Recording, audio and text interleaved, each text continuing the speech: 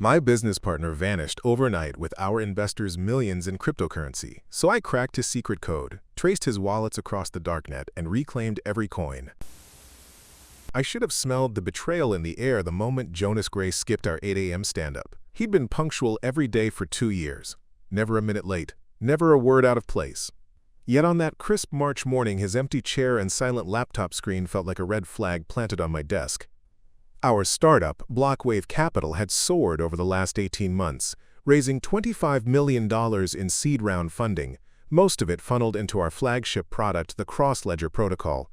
Jonas and I co-founded the company in a cramped San Francisco loft, coding all night, fueled by instant noodles and wild dreams of decentralized markets. We'd sworn an oath of partnership, loyalty, transparency, and a shared vision of financial freedom for millions. So when our lead engineer flicked me a text, Jonas pulled a ghost. He cleared his desk. Investors are panicking. My heart slammed. In minutes, frantic calls lit up my phone. Angel list backers, family offices, even Jonas's mom. He promised to distribute 200 BTC, she sobbed. Where are the coins? I bolted to our secure server room, vault-like with steel doors and dual-factor auth scanners, only to find Jonas's credentials disabled. Worse, transaction logs revealed outgoing transfers. 3,412 BTC siphoned into a tangle of untraceable wallets at 2:47 a.m. That amounted to nearly $100 million at current rates, more than double our raised capital. Me, how could he vanish and take everything? I staggered back, gasping. Every sleepless night, every pitch deck, every promise lay in the blockchain's history, now turned into evidence of theft. But code is immutable and traceable if you know where to look. My first reaction was panic. The investors' trust teetered. Our reputation lay in ruins, but fear gave way to resolve. If Jonas thought he could disappear with our investors' funds, he underestimated our partnership and the tech we built. I raced back to my home office, boots clacking on the marble floor, and fired up a fresh instance of CrossLedger's forensic module. I had a plan. Reverse engineer the hash prefixes, latch onto his exit nodes, and follow the coin trails through mixers, tumblers, and shady darknet exchanges. It would be a digital manhunt across jurisdictions and protocols, a labyrinth that only someone intimately familiar with CrossLedger's architecture could navigate. In effect, I would fight fire with fire. Within the hour, I generated a wallet clustering map, cross-referencing every outgoing transfer from our company's multisig vault. A spiderweb network of child wallets emerged. Slowly, I traced clusters to known mixing services: TornadoCash, Chip Mixer, Samourai Whirlpool. Each step peeled back layers of obfuscation until a breakthrough. One cluster funneled through a vulnerability in an altcoin bridge into an exchange in Estonia. I knew Estonia's KYC requirements were lax. Behind that small window lay Jonas's vulnerable handle. Me, he's sloppy or desperate. Across the screen, a timestamp, 3:12 a.m. March 14th, just 25 minutes after the heist. He'd moved funds quickly, but not quickly enough. With adrenaline pumping, I drafted emergency emails to our legal counsel and IT security. I informed law enforcement of suspected money laundering and prepared a private Slack channel for our core team. #crisis-response. Freeze all remaining wallets. Notify investors of contingency plan. Engage blockchain forensics partner. Initiate trace routes on Jonas's known IPs. Then I called our lead security engineer, Priya. Me, Priya, I'm tracing Gray's exit nodes. I need you on VPN hops and server snapshots. Let's light him up. Priya, on it. I've spun up a forensic imaging cluster. We'll pin his moves within the hour. By noon, our makeshift war room, now a secured Zoom meeting, buzzed with urgent voices. Amir, DevOps. I've isolated his former admin keys. Systems are locked. Clara, investor. I'm drafting a transparency memo. We safeguard your holdings. We'll retrieve every coin. Priya, server snapshots taken. Exit nodes traced through 4 IPs in Singapore, Lithuania, and 2 in Ukraine. Me, good. BlockWave's network core and CrossLedger's bridge logs will get us from mixers to men. Within 2 hours, I emerged from the meeting with a 3-phase plan. Technical recovery, leverage forensic tracing to pinpoint wallet endpoints, and coordinate with exchanges for freezes and KYC data. Legal action, file emergency injunctions and mutual legal assistance treaties, MLATs, with Estonia and Lithuania to compel exchanges to reveal user data. Investor assurance, publish a detailed, jargon-light breakdown of our actions, vow full restitution, and share our roadmap for recovery. I exhaled, heart pounding. Jonas may have thought he outran the code, but in the end, the very protocols he exploited would be his undoing. Update 1. Within hours of uncovering Jonas's betrayal, I had our core team working around the clock. CrossLedger's forensic toolkit, a combination of on-chain analysis and network monitoring, became our greatest weapon. By mid-afternoon, Priya's cluster had parsed gigabytes of transaction data. She isolated 4 key withdrawal addresses that funneled through the mixers into centralized exchanges. 0xA3F via TornadoCash into BitEx Estonia. 1xG through Samourai Whirlpool into Nordic Crypto Lithuania. 3JD via Chipmixer into Kraken, Panama branch. BC1Q directly to a peer-to-peer auction on the dark web. Each hop left a faint trail, IP addresses, timestamps, and small metadata leak. Jonas, in his haste, reused portions of wallet identifiers and even his old office VPN at CrossWave Labs to seed one transaction. Priya, he's sloppy. That VPN node pins him to a coworker's account. We've got an angle. Armed with these leads, I fired off urgent MLAT requests to Estonian, Lithuanian, and Panamanian authorities, demanding KYC records for the stolen funds. Simultaneously, I contacted compliance teams at those exchanges, providing court orders to freeze the suspect wallets. Legal maneuvers and exchange freezes. By 6 p.m., I was on a call with our legal team. Jonas's funds are static in those wallets. Can we compel the exchanges to lock them down? Lead counsel. Yes, emergency ex parte orders will freeze the assets until we secure subpoenas for user data. But timing is critical. If he sweeps them out, they vanish in second-layer protocols. I instructed Clara to draft a public transparency update. We confirm that malicious transfers of 3,412 BTC have been located, and our team is working with international law enforcement and exchanges to secure those assets. Investors will be made whole. We published on our website and emailed all backers. The response was cautious optimism. Investors appreciated our proactive stance but demanded swift results. At 8 p.m., my phone buzzed with notifications. BitEx Estonia, frozen 1,000 BTC in address 0xA3F. Nordic Crypto, frozen 900 BTC in address 1xG. That night, I sat in the war room, monitors casting a blue glow. 1,900 of 3,412 BTC, over half, were locked. My heart raced. Good, keep going. Priya coordinated with Interpol's cybercrime unit, linking our evidence to the MLATs. Meanwhile, Amir launched CrossLedger's return smart contracts, ready to redistribute recovered coins to investors once cleared. The final tranche, BC1Q, led to a dark web peer auction. I posed as a high-value buyer under the handle White Hat Hunter, infiltrating the marketplace's encrypted chat. The broker, Shadow Peddler, offered 512 BTC in exchange for Monero. I alerted the U.S. Cyber Command liaison embedded in our war room. They coordinated a takedown of the marketplace that very night.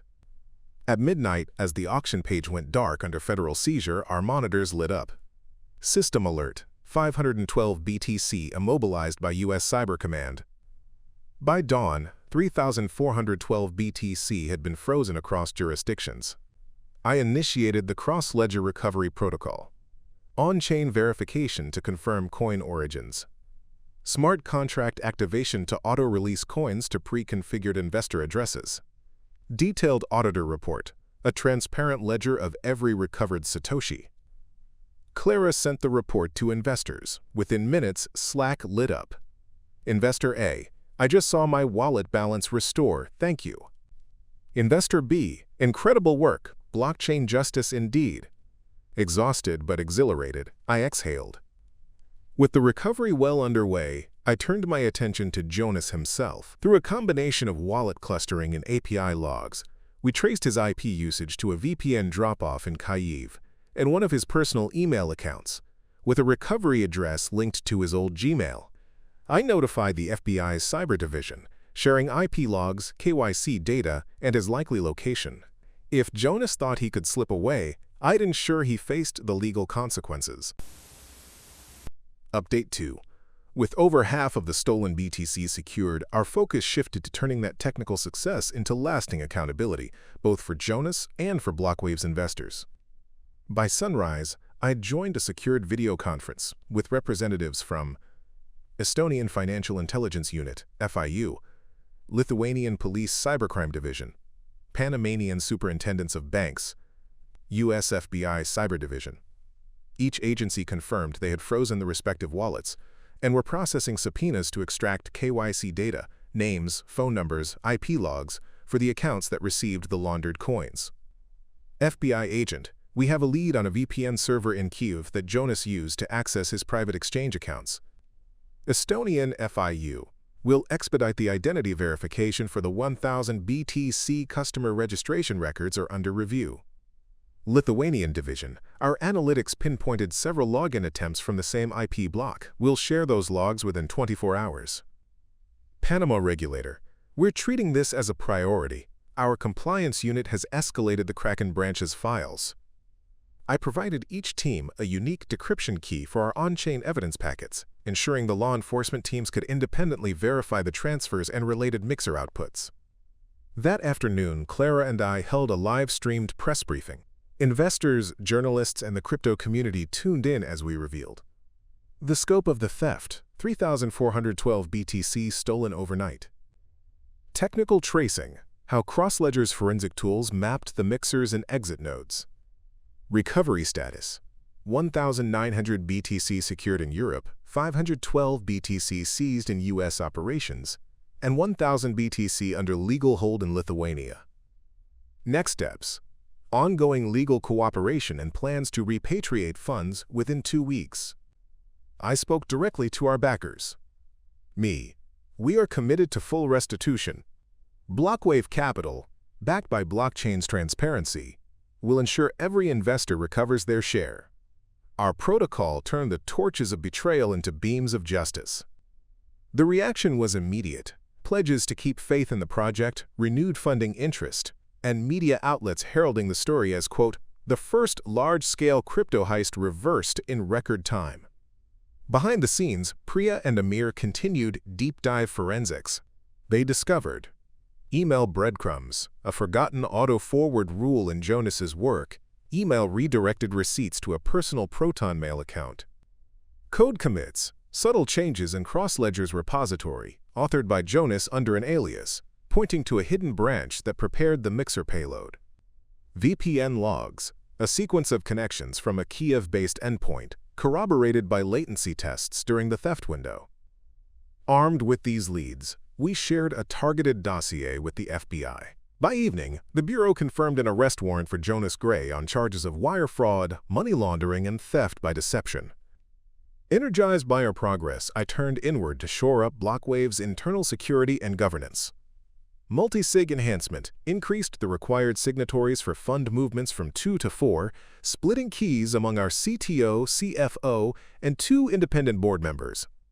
Real-time alerts deployed a blockchain watch service to flag any anomalous transfers greater than 1 BTC within 2 confirmations, triggers immediate senior leadership notifications.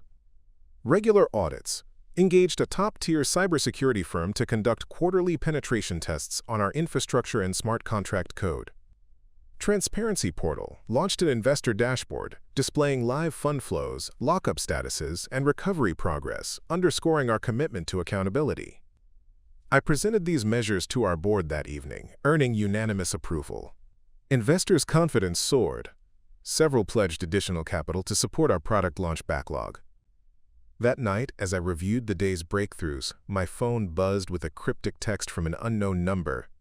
You may have my coins, but you'll never have my pride. Baruch Hashem. Fonts flashed briefly as Jonas Gray called my attention. He was alive and taunting us. Clara peered over my shoulder. He's testing us. Jonas, law enforcement is on your trail. Return the private keys now for leniency. Minutes passed. No reply. The old adrenaline returned. He still believed he could outsmart the system. But we'd seen the code, and the code would prevail. With 74% of the funds frozen, legal warrants ready, security shored up, and our public narrative firmly re-established, we prepared for the next phase: the courtroom battle, the public unraveling of Jonas's motives, and the final push to reclaim every satoshi. Update 3. 2 days after the live stream, the news tightened around Jonas Gray. With 74% of the stolen funds frozen and MLATs in hand, the next step was to bring him in and finish the job of recovering every last satoshi. Using the VPN exit data and KYC records from the Estonian and Lithuanian exchanges, the FBI Cyber Division pinpointed Jonas's real-world identity, a modest apartment block on the outskirts of Kyiv. Working with Ukraine's cyber police, they arranged a dawn raid. At 6 a.m. local time, masked agents in tactical gear scaled the building's stairwell. Inside apartment 5B, Jonas, rubbing sleep from his eyes, peered at his laptop screen, where the last 1,000 BTC sat in a cold wallet, untouched. Agent, Ukrainian in English. Jonas Gray, you're under arrest for wire fraud and money laundering. Remain silent. Your rights are being read. He bolted toward the balcony, but agents blocked the exit. Within moments, he was handcuffed and led downstairs amid flurried chaos. Back in our war room, Priya announced the news. Priya, Jonas is in custody. The 1,000 BTC wallet is encrypted, but we have his password hints from his CrossLedger code commits. We can unlock it. A collective exhale rippled through the team. The elusive final tranche was now within reach. Jonas's laptop was shipped under escort to our secure San Francisco evidence lab. Priya and Amir worked side by side. Code audit. They identified a commented-out passphrase in Jonas's private Git branch, an obfuscated reference to his high school nickname. Brute force assistance. With GPU acceleration and dictionary matches, they reduced the time to crack his wallet's BIP38 encryption key. Cold storage access. At 2:47 p.m. Pacific Daylight Saving Time, the command line shimmered as the private key decoded, revealing 1,000 BTC. Amir executed the CrossLedger recovery contract for this final wallet. The smart contract emitted an on-chain event. Event recovered. Address 3QB, amount 1,000 BTC. Within minutes, the funds began trickling into the investor reimbursement multisig. As word of the arrest and full recovery spread, Jonas's attorneys filed an emergency motion in the U.S. District Court for the Northern District of California. Their strategy: duress claim. Jonas alleged he was coerced by an unknown third party with threats against his family and forced to carry out the heist. Mental incapacity. He claimed a brief manic episode, triggered by CrossLedger's pressure to hit launch milestones, left him unfit to control his actions. Chain of custody queries. His lawyers questioned the integrity of the extraction process in Kyiv and the chain of evidence from mixers. Our legal team prepared rebuttals. Lead counsel. There is no evidence of external threats. The IP logs and KYC data tie every transaction directly to Mr. Gray. His code commits show premeditation. And the Ukrainian arrest was documented by both the FBI and local authorities. Chain of custody intact. We filed a detailed motion to quash defense claims, attaching our forensic audit trail, server logs, mixer analyses, VPN recordings, and international law enforcement affidavits. The court set a hearing for 2 weeks out. Meanwhile, BlockWave's investor dashboard glowed green. Over 99% of the 3,412 BTC had been secured and earmarked for restitution. Online forums buzzed. Reddit r/crypto. First major heist reversed. Holy smokes! Twitter, @BlockWaveCap, just did what the SEC couldn't, turned a hack into a highlight reel of blockchain transparency. Major outlets ran follow-ups. CoinDesk, how one founder out-hacked a hacker, BlockWave's forensic feat. Wired, the tech manhunt that spanned 5 countries. Bloomberg, investors breathe easy as $100 million stolen by ex-partner is reclaimed. Investor confidence soared. Our Series B pitch deck updated overnight to reflect a zero-loss track record, attracting new funding inquiries. At the October hearing, the courtroom was packed. Federal agents, reporters, and Jonas's defense team. Judge Ramirez presided. Defense Counsel, Your Honor, Mr. Gray's actions were not of his own free will. We request psychiatric evaluation and suppression of allegedly coerced confession logs from the VPN records. Lead Counsel, Your Honor, the evidence is comprehensive. Mr. Gray authored the fraudulent transfer scripts months in advance. Commit messages and chat logs confirm intent. There is no duress evidence, psychological or otherwise. Judge Ramirez reviewed the filings. After a brief recess, she issued, Judge Ramirez, the court finds the defendant's duress and mental incapacity claims unsupported by credible evidence. The chain of custody for the cryptocurrency and digital logs is upheld. Defense motion is denied. A relieved murmur swept the gallery. Jonas's fate was sealed. He would stand trial on the felony counts. With court approval, the final 1,000 BTC were distributed that evening. I personally monitored each multisig signature and on-chain settlement, ensuring investors saw their balances update in real time. By the next morning, 3,412 BTC, worth $100 million at current prices, were fully back in our system, earmarked for proportional restitution. Clara drafted the closing update to investors. All stolen assets have been recovered. We are deeply grateful for your patience and faith. As we prepare for launch, BlockWave Capital stands stronger, united by transparency, vigilance, and an unshakable commitment to our community. With the technical, legal, and personal battles converged, the only remaining chapter was the narrative of closure, Jonas's criminal trial, the lessons learned for the crypto industry, and the dawn of CrossLedger's official launch, tempered by the scars of betrayal and elevated by the triumph of justice. Update 4. With Jonas Gray's defense claims quashed and every satoshi recovered, BlockWave Capital shifted focus from crisis to consequence, transforming hard-won victory into industry leadership. 6 weeks after the hearing, Jonas appeared in the U.S. District Court in San Francisco for sentencing. The packed courtroom included investors, BlockWave executives, and members of law enforcement. Judge Ramirez presided.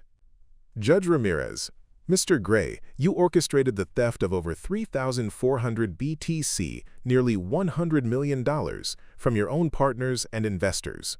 Your actions undermined trust in decentralized finance and caused real harm. Jonas, in a gray suit, looked prematurely aged. His defense attorney stood by, calm but solemn. Judge Ramirez, considering the scale of your fraud, the international nature of your conspiracy, and your breach of fiduciary duty, this court sentences you to 10 years imprisonment, a $50 million fine, and forfeiture of all personal crypto holdings. Let this serve as a deterrent to others who would abuse technology for personal gain. The gavel fell. Jonas's face drained as deputies moved in. A collective sigh of relief rippled through the gallery. News of the successful recovery and harsh sentencing sent shockwaves. SEC statement, the Securities and Exchange Commission, cited the case in a new directive, urging exchanges to tighten KYC/AML protocols and cooperate more swiftly with cross-border asset freezes. Congressional hearing, a bipartisan committee on financial innovation invited BlockWave's CEO to testify about lessons from the CrossLedger heist, spotlighting industry best practices for security and transparency. Exchange compliance overhaul. Several major platforms announced enhanced due diligence measures, real-time monitoring of large withdrawals, and expanded partnerships with blockchain forensic firms.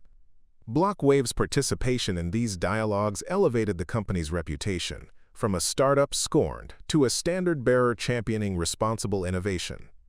Meanwhile, behind the scenes, the core engineering team had finalized CrossLedger's version 1.0 release. We scheduled a live demo webinar for December 1st. Immutable audit trails, showcasing how every transaction on CrossLedger is timestamped, verifiable, and traceable. Multi-party signatures, demonstrating our new 4-key multisig process for fund movement. Real-time alerts, introducing alert thresholds that trigger internal and external notifications for any transaction over 1 BTC. On launch day, over 10,000 developers and 200 institutional investors tuned in. As I clicked Start Demo, the chat exploded. We need that for our treasury. Congrats on the comeback. Phenomenal transparency. Finally, a DLT solution that treats security as a feature, not an afterthought. The demo concluded with a standing ovation, or as close as you can get in a virtual room of avatars and raised emojis. In tandem, our investor relations team rolled out Interactive Recovery Report, a public portal detailing every frozen wallet amount seized and restitution timeline, archived on-chain for immutable proof. Letter from the Founders, a candid reflection on Jonas's betrayal, the recovery journey, and commitments to governance reforms. Extended support offer, free forensic consultation to any investor suffering digital asset losses, with BlockWave underwriting the first 100 consults. Investor feedback was overwhelmingly positive. Several major backers increased their Series B commitments, and a new venture fund dedicated to ethical crypto infrastructure seeded $50 million into BlockWave. Though the corporate recovery was complete, the human toll lingered. I convened a small gathering at the San Francisco office, pizza and coffee for those who'd burned the midnight oils. We did it! We turned catastrophe into case study. But I know this journey took its toll. Long nights, stress, personal sacrifices. Priya wiped tired eyes. We've lost sleep, but we've also gained something bigger, a story of integrity. Amir, my code audit skills never felt more meaningful. Clara, I've never been prouder to tell our story. I raised my coffee cup. To BlockWave, may our vigilance remain as strong as our ambition. With the launch behind us and regulations shifting, it was time to reflect on what lay ahead. The final reconciliation of recovered funds with investors, the public release of CrossLedger, and the enduring lessons for the crypto world. A gala event was planned for January to celebrate our survival and success, but first came a quieter moment, the closing of this chapter and the beginning of a new era. Update 5. With Jonas Gray in custody and the CrossLedger recovery contracts completed, BlockWave Capital turned its attention to the final piece of the puzzle, returning every last Bitcoin to our investors, and marking the end of a saga that would redefine crypto integrity. On January 10th, our compliance and finance teams confirmed that 3,412 BTC, worth $102 million at then-current prices, had been fully traced, unfrozen, and slotted into our investor restitution multisig. Using the allocation algorithm embedded in CrossLedger, we calculated each investor's pro rata share down to the satoshi. Executed batched on-chain refunds in 4 tranches over 48 hours to minimize network fees. Published real-time transaction hashes on our transparency portal for complete auditability. By the evening of January 12th, every investor wallet reflected the reclaimed funds. Slack channels pinged with gratitude. Investor X, I never thought I'd see my balance restored. Thank you for delivering on your promise. Family Office Y, BlockWave turned a worst nightmare hack into a benchmark for crisis management. Even those who'd paused withdrawals due to market panic returned to trading with renewed. In tandem with refunds, the board approved creation of the Blockchain Integrity Fund, a $5 million endowment drawn from corporate reserves. The fund's mandate: support forensic research into new on-chain analytics tools, underwrite legal clinics for crypto fraud victims, sponsor open-source security audits for rising DeFi projects. At a small ceremony, I transferred the first $1 million to the fund's multisig address, co-signed by our CFO and 2 independent trustees. A press release highlighted our belief that industry strength comes from shared vigilance, not closed walls. On January 20th, BlockWave hosted the Phoenix Protocol Gala at San Francisco's historic Mint Building. The event gathered investors, regulators, cybersecurity experts, and blockchain pioneers. Under vaulted ceilings and crystal chandeliers, I delivered a keynote. We emerged from the ashes of betrayal because we chose transparency over silence and collaboration over isolation. Let this night herald a new era, where trust is coded into every line, every contract, every commitment. The audience rose in a standing ovation. Over gourmet hors d'oeuvre, conversations sparkled around partnerships to integrate CrossLedger's audit trails into national banking pilots, and to weave our multisig model into enterprise treasury solutions. Following the gala, we propounded the Gray Amendment, a proposal submitted to a bipartisan crypto caucus in Congress. Its key points: mandatory multi-jurisdictional freezing. Exchanges must implement rapid freeze protocols, coordinated via a global regulatory ledger. On-chain audit rights investors, should have statutory rights to independent on-chain audits in any reported breach. Breach disclosure timelines. Hack victims must be notified within 24 hours of identifying suspicious transfers.